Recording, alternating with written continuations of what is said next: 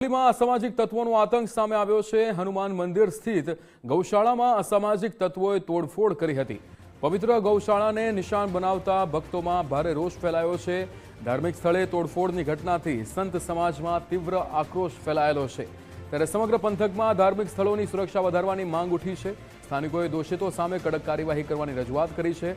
Police તપાસ કરી કડક પગલાં ભરે તેવી લોકોની માંગ છે। દાન દક્ષિણા અહીંયા કોઈ છે નહીં।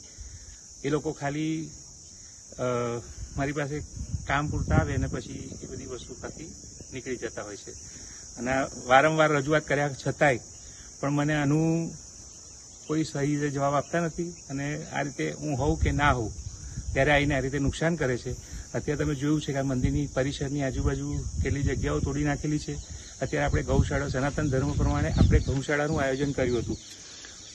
આગળ પણ અગાઉ નાનું મોટું તો તણકલા છતાં જ હોય છે, છતાં પણ આની કમ્પ્લેન નથી કરી। પણ હવે આ બધું બહુ વધારે પડતું આવ્યું છે। એના માટે હું સમાજને, સાધુ સંતોને અને સર્વ ધર્મપ્રેમી જનતાને પ્રાર્થના કરું છું કે સાથ સહકાર આપે।